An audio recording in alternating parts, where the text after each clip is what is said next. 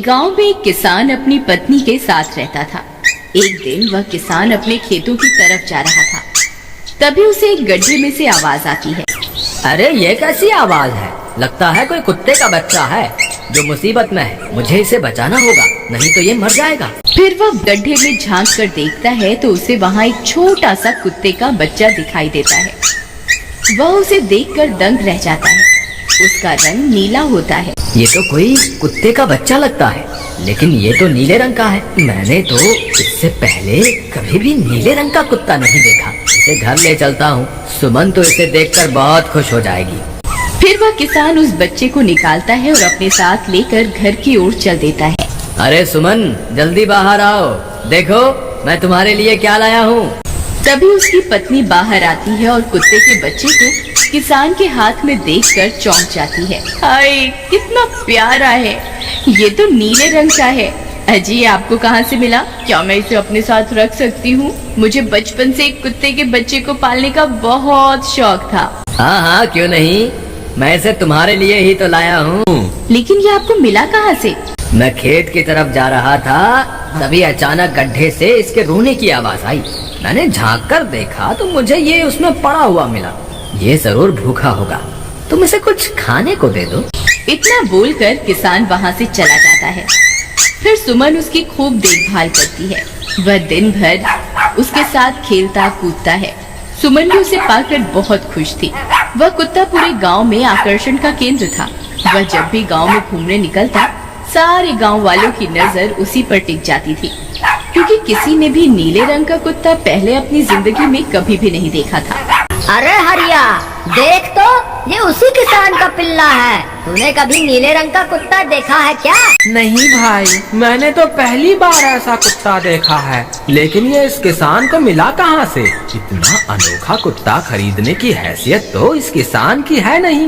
अरे भाई, इसे तो ये किसी गड्ढे में पड़ा हुआ मिला था। मुझे तो लगता है जरूर ही ये कोई जादुई कुत्ता है। तुम्हें क्या लगता है बाजार में इसकी क्या कीमत होगी? भाई, ये तो नायाब चीज है, ये तो अनमोल होगा।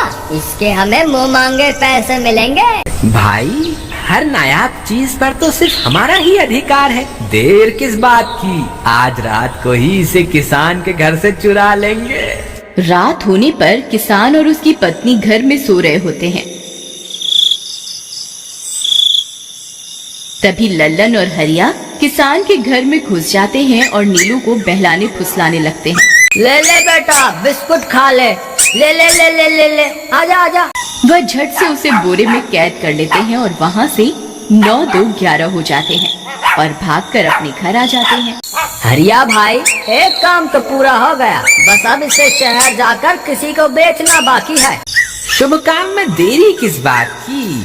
हम कल सुबह होते ही इसे शहर जाकर किसी को बेच आएंगे। अगले दिन सुबह होने पर वे दोनों नीलू को बोरे में डालते हैं और उसे बेचने के लिए निकल पड़ते हैं। रास्ते में उन्हें एक सेठ मिलता है। उसे उस बोरे में से अजीब अजीब सी आवाजें आती हैं। अरे भाई, रुको रुको, इस बोरे में क्या भरकर ले जा रहे हो? भाई, ये एक जादुई कुत्ता है। ऐसा कुत्ता पूरी दुनिया में केवल एक ही है। ऐसा कैसे हो सकता है भाई? जरा मुझे भी तो दिखाओ। वह सेठ नीलू को देखकर चौंक जाता है। तुम्हें इसके लिए 100 सोने की मुद्राएं देनी होंगी। ठीक है, मुझे मंजूर है। लो, ये लो तुम्हारी 100 मुद्राएं। आज से ये कुत्ता मेरा हुआ। वहीं दूसरी तरफ नीलू को घर में ना पाकर सुमन और किसान परेशान हो जाते हैं। सुमन का रो रो कर बुरा हाल हो जाता है। नीलू, तुम कहाँ चले गए? तुम्हारे बिना मैं कैसे जीऊंगी? वापस आ जाओ ना नीलू। अजी, मेरे नीलू को कहीं से भी ढूंढ कर लाइए।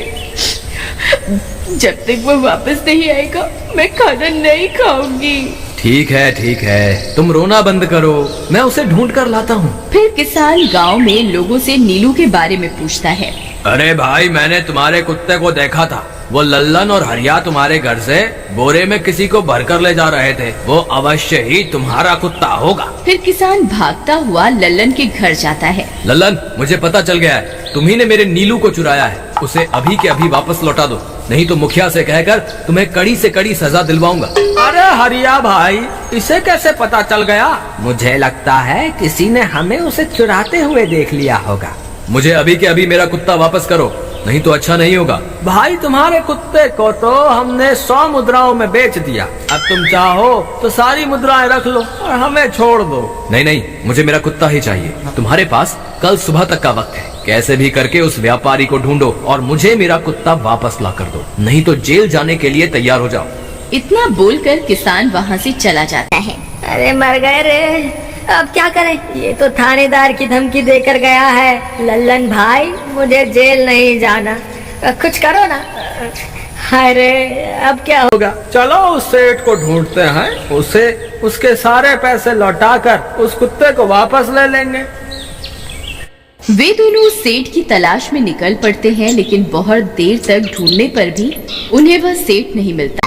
लल्लन भाई, यहाँ तो सेठ का कोई नामो निशान ही नहीं है। न जाने अब तक कहाँ निकल गया होगा। अब क्या करें? हमारे पास कल सुबह तक का ही वक्त है।